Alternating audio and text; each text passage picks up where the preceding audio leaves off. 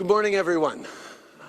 Bienvenue à Montréal. Je suis content de vous voir ici je suis content d'avoir pu prendre une minute pour vous remercier en personne de vous être déplacés en si grand nombre pour cet enjeu. Je suis honoré de pouvoir accueillir la délégation ukrainienne ici chez moi à Montréal, mais aussi vous tous ici pour cette conférence importante. Je suis particulièrement touché de pouvoir vous voir ici à Montréal. Depuis le début de cette honteuse attaque lancée par la Russie contre l'Ukraine, Montréal, comme toutes les grandes villes du Canada, a accueilli un grand nombre de réfugiés ukrainiens qui ont fui la guerre et les atrocités commises par le gouvernement de Vladimir Poutine. Ici, ils continuent de faire vivre leur culture, une culture que les Canadiens ont appris à connaître dans toute sa richesse. Mais malheureusement, même s'ils sont aujourd'hui loin des mortiers et des tanks, ils ne vivront jamais la paix tant que l'Ukraine ne sera pas débarrassée de la menace russe et des horreurs qu'elle entraîne.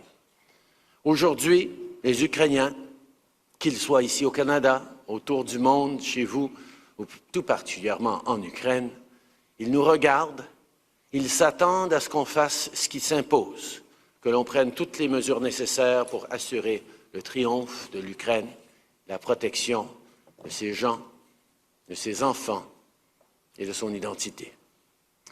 I'm proud to say that Canada has been there for our Ukrainian friends since day one. We've offered financial and military assistance to help Ukraine defend itself against Russian aggression. We've provided humanitarian aid, including food, shelter, water, sanitation, hygiene, and mental health support. We've funded initiatives to identify missing persons, to provide legal and psychological support for the families of prisoners of war, and to support them as they come back home. We have been steadfast in our support for the Ukraine peace formula, and in addition to hosting today's conference and co-chairing the International Coalition for the Return of Ukrainian Children, we're helping Ukrainian civil society as it develops programs to support returned children in the long run. We have been and will be there to help Ukrainians until they achieve victory. I know that Ukraine will triumph and that one day Ukrainians will at last live in peace once again. Unfortunately, I also know that even the end of the war will not immediately bring an end to the suffering of the Ukrainian people.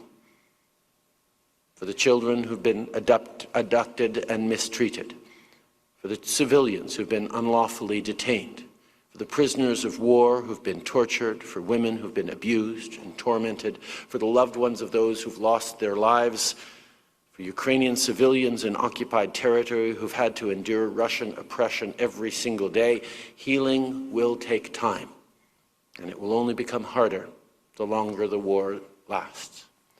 That's why the work we're doing today on the human dimension of this horrific war is so important. Ukrainian children abducted by Russia must be returned to their families. Prisoners of war must be liberated. Our priority should, of course, be the safety and well-being of Ukrainians, but the consequences of Russia's unconscionable invasion of Ukraine go far beyond its borders. All around the world, vulnerable populations depend on Ukrainian grain for their very survival. Ensuring their food security also means ensuring free, full, and safe commercial navigation on the Black Sea and in the Sea of Azov. This is yet another reminder of the fact that all of us and all of the international community must do whatever it takes to help bring an end to this war of aggression, whether it's because of food insecurity, because of the consequences of Russian disinformation around the globe, because of how Russia has emboldened other totalitarian regimes and undermined international law. Everyone will have to face the consequences of this war, and these will only worsen as Russia's invasion continues. That's why it's so good to see so many countries from all different parts of the world gathered here today in their commitment to support people affected by war and to look for a solution to this terrible, terrible challenge. Je remercie tous ceux qui ont pris des mesures concrètes et font progresser les initiatives diplomatiques pour protéger le peuple ukrainien. Je suis fier que le Canada ait été au front pour participer à ces efforts. The impacts and the ramifications of Russia's invasion and upending of the international rules-based order and the UN Charter will leave no country anywhere around the world untouched. Standing up for sovereignty, for territorial integrity and self-determination is something that matters to every single country in the world. Only when all nations stand together can we truly protect our people and our collective future. Today, we in Montreal call upon the global community to join with us in the Montreal Pledge. Join with us as we stand in solidarity with the Ukrainian people. Join us in working towards an end to this conflict, towards a better, fairer, safer and more humane world. Merci beaucoup d'être ici, mes amis. Slava Ukraini.